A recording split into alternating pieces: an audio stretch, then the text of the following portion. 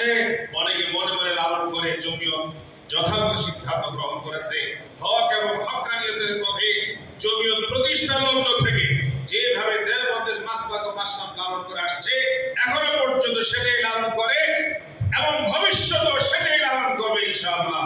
আমাদের আফসোস হয় যারা ইসলামী আন্দোলন করে, ইসলামের রাজনীতি করে, তারা তো অধিকাংশ আলিমি তাশবিহ এবং ইস্তেআরা শুধু মুখতাসারুল মানি আর মাকামাতে হাদিসের প্রতি সীমাবদ্ধ রাখলেন, আরবি ভাষার সাথে সম্পৃক্ত রাখলেন। তাশবিহাত ইস্তেআরাত তো সব ভাষায় আছে, সেগুলি ভাষার যোগ্যতা নেই। এই জন্য আমাদের বিশ্বাস এবং তাদের লেখনী দেখে বোঝা যায়, যারা ফেসবুকে গালমন্দ করে, লেখালেখি করে, 2-3 জমাত পড়ুয়া ছাত্র না হাবিবের হেদায়েতুল্লাহ কাফিয়া পর্যন্ত, ওই পর্যন্ত জ্ঞান তাদের বোঝার যোগ্যতা হয় নাই, যারা বসে বসে এগুলি করে। আর তাদের মুরব্বীরা বসে বসে তামসা দেখে। জমিয়ত এই গালাগালিতে বিশ্বাস করে না, জমিয়ত কাজে বিশ্বাস করে। যারা ফেসবুকে লেখেন সাবলীল ভাষায়, ভদ্র ভাষায়, প্রাঞ্জল ভাষায় জমিয়তের রাজনৈতিক দৃষ্টিভঙ্গি, আকাবের দেওবন্দের চিন্তাধারা সেভাবে প্রকাশ করবেন। খরচ কমবে এবং নতুন উদ্যোক্তা তৈরি হবে। চতুর্থত, বাজারে অস্বাভাবিক মূল্য উঠানামা ও মধ্যস্বত্বভোগীদের অনিয়ন্ত্রিত প্রভাব কমাতে কার্যকর বাজার তদারকি জোরদার করতে হবে। সম্মানিত উপস্থিতবৃন্দ ও উপস্থিত সাংবাদিক ভাই বোনেরা, গত 3 দশকে বাংলাদেশের পোল্ট্রি শিল্প সরকারি ও বেসরকারি খাতের যৌথ প্রচেষ্টায় আজকে এই অবস্থানে এসেছে। তাই এই শিল্পকে রক্ষা করাও আমাদের সকলের নৈতিক এবং যৌথ দায়িত্ব।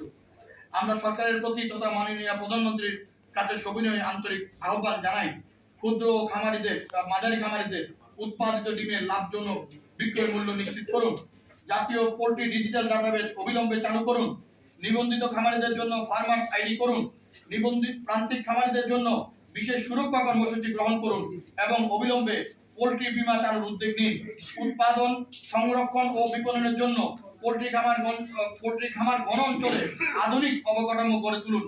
সরকারি বেসরকারি প্রতিষ্ঠান ও খামারি সংগঠনগুলোর সমন্বয়ে একটি স্থায়ী পোল্ট্রি শিল্প কোঅর্ডিনেশন প্ল্যাটফর্ম বা বাংলাদেশ জাতীয় পোল্ট্রি ডেভেলপমেন্ট বোর্ড গঠন করুন। আমরা কোনো ভর্তুকি নির্ভর শিল্প চাই না, আমরা চাই একটি ন্যায্য, স্বচ্ছ ও টেকসই বাজার ব্যবস্থা, যেখানে উৎপাদক ন্যায্য মূল্য পাবেন, ভোক্তা সহনীয় দামে নিরাপদ খাদ্য পাবেন এবং দেশ খাদ্য নিরাপত্তায় আরো শক্তিশালী হবে। পরিশেষে আমি গণমাধ্যমের বন্ধুদের প্রতি বিশেষ কৃতজ্ঞতা জানাই। আপনারাই দেশের মানুষের কাছে আমাদের এই বাস্তব সংকট ও যৌক্তিক দাবিগুলো তুলে ধরতে গুরুত্বপূর্ণ ভূমিকা পালন করবেন, যেমন বিগত দিনগুলোতে দেশের ভোক্তা ও খামারিদের স্বার্থে আন্তরিকভাবে অবদান রেখেছেন। আসুন আমরা সবাই মিলে বাংলাদেশের এমন একটি পোল্ট্রি খাত গড়ে তুলি, যেখানে খামারি বাঁচবে, উৎপাদন বাড়বে, ভোক্তা নিরাপদ খাদ্য পাবে এবং বাংলাদেশ খাদ্যে আরো স্বয়ংসম্পূর্ণ হবে। ভবিষ্যতে দেশের চাহিদা মিটিয়ে বিদেশেও ডিম ও মুরগির মাংস রপ্তানির পথ উন্মুক্ত হবে। পরিশেষে আপনাদের আন্তরিক উপস্থিতি ও বাংলাদেশ পোল্ট্রি ইন্ডাস্ট্রিজ অ্যাসোসিয়েশনের সংবাদ সম্মেলনে অংশগ্রহণকারী সবাইকে আন্তরিক ধন্যবাদ ও আসসালামু আলাইকুম।